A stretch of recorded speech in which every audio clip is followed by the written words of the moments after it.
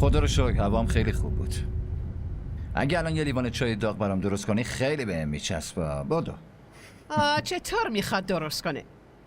چای رو کی خوب درست میکنه؟ حاله از این دختره که هیچ آبی گرم نمیشه.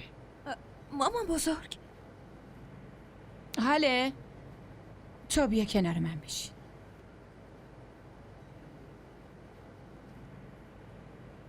اگه یه حیوانم خوابیده باشه آدم آروم میره و سر و صدا نمیکنه، اما تو به خاطر یه چای بچه‌مو از خواب بیدار میکنی. این غذای اضافه رو واسه کی گرفتی پسرم؟ بفرما. اونی که براش غذا گرفتیم خودش اومد. حالا اگه عروس دم وقتمون نمیتونه بیرون غذا بخوره، پس تو خونه که میتونه غذا بخوره.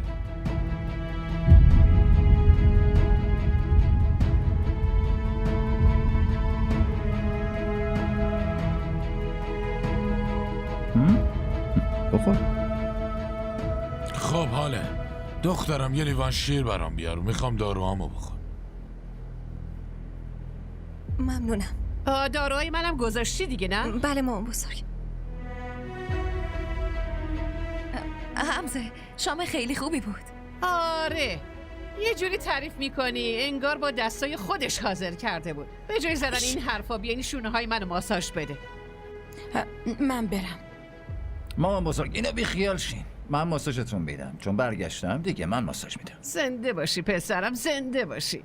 بچه حرف گوش کن به این میگن.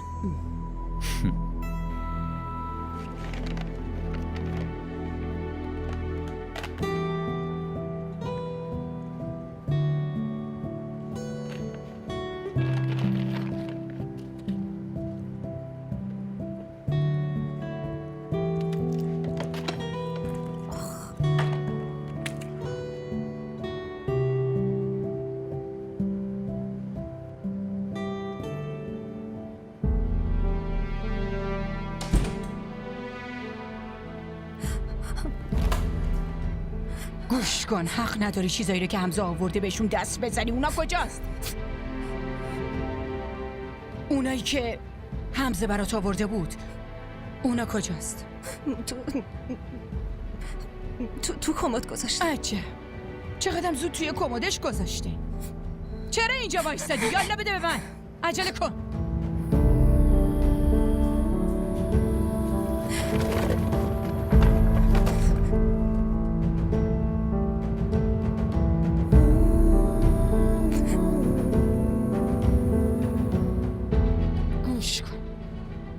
گوش کن اگه در این باره یک کلمه از دهنت در بیاد خودم پارش میکنم. فهمیدی؟